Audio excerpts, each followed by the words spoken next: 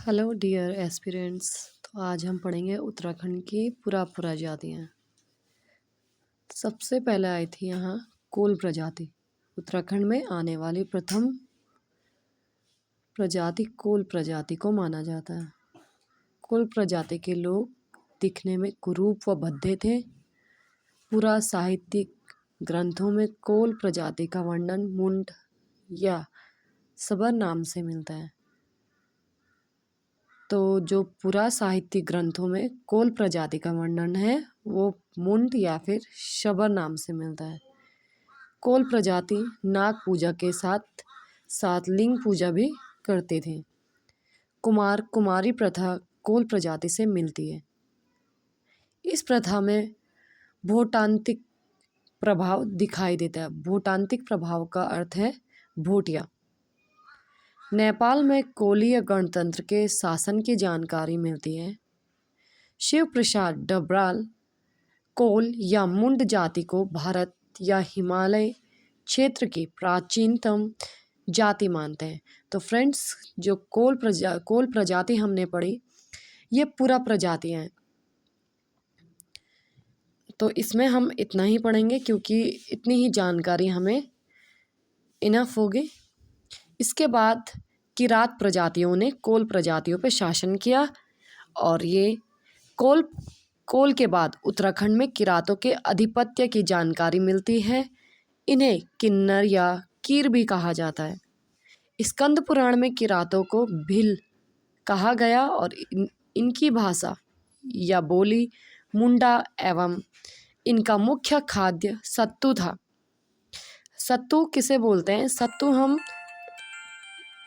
बहुत सारे अनाजों को पीस के बनाया जाता है, उसे हम सत्तू कहते हैं। किरात प्रजाति भ्रमणकारी पशुपालक व आखेटक जाति थी। महाभारत के वन पर्व के अनुसार किरातों ने अपने नेता शिव के झंडे के नीचे अर्जुन से युद्ध किया। किरातों के साथ अर्जुन का यह विल्लव केदार नामक स्थान में हुआ, जिसे शिवप्रयाग भी कहा जाता था। बाणभट्ट की कादंबरी रचना में हिमालय क्षेत्र में किरातों के निवास की पुष्टि करती है। कालिदास के रघुवंश काव्य में किरातों का वर्णन मिलता है। वर्तमान में अस्कोट व डीडीहाट नामक स्थानों में किरातों के वंश रहते हैं। जॉर्ज गियर्सन किरातों को हिमालय क्षेत्र की प्राचीनतम जाति मानते हैं। खस प्रजाति किरातों के बाद उत्तराखंड में खस प्रजाति का उल्लेख मिलता है और खसों को 1885 ईस्वी में शूद्र वर्ग में सम्मिलित किया गया था। महाभारत के सभा पर्व के अनुसार खस लोग महाभारत के युद्ध में कौरवों की ओर से लड़ रहे थे।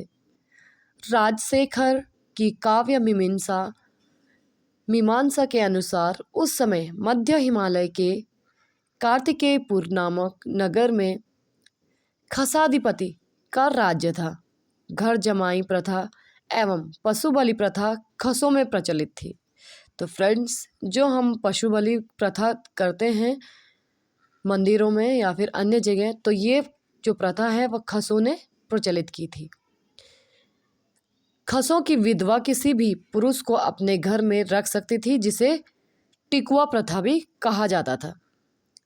झटेला प्रथा खसों में व्याप्त थी। यदि कोई स्त्री किसी दूसरे व्यक्ति से शादी करती है तो उसके पहले पति से उत्पन्न पुत्र को झटेला कहा जाता था। तो friends, I hope you are understanding.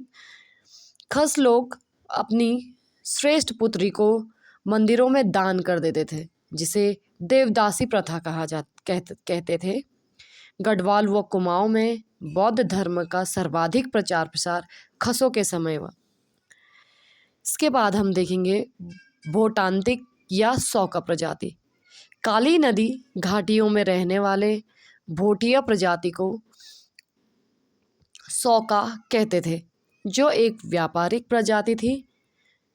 1962 ईस्वी तक भूटिया लोग तिब्बत से व्यापार करते थे और 1914 ईस्वी में हुए तिब्बत व अंग्रेजों के बीच समझौते के अधिकार पर भोटिया जाति को तिब्बत से व्यापार करने की छूट प्राप्त हुई। भोटांतिकों की अनेक उपजातियां थीं जो निम्न हैं: गब्रियाल, गुंजियाल, मारतोलिया, टोलिया, पांगती, कुटियाल, दत्तात आदि। भोटांतिकों की उपजाति राठ या संगोत्र में विभक्त थी एवं राठ को भोटिया लोग बिरादरी का सूचक मानते थे। इसमें आने वाले परिवारों के बीच वैवाहिक संबंध स्थापित नहीं होते थे। रण बड़ प्रथा का प्रचलन दारमा व व्यास घाटी में रहने वाले भोटांतिकों में भोटिया लोग घूरमा देवता की पूजा वर्षा देवता के रूप में करते। तो फ्रेंड्स, ये इंद्रदेव को घूरमा देवता कहते थे, जिनकी पूजा वो वर्षा देवता के रूप में किया करते थे, जबकि घबरा देवता की पूजा संपत्ति व्यापार के रूप में करते थे। भोटांतिकों के समूह को स्थानीय भाषा में कंच भी कहा जाता है। तो फ्रेंड्स, आज हम इन्हीं टॉपिक को क्लियर करेंगे। कल हम फिर इसी टाइम पे दोबारा उत्तराखंड के सामान्य ज्ञान की ओर बढ़ेंगे।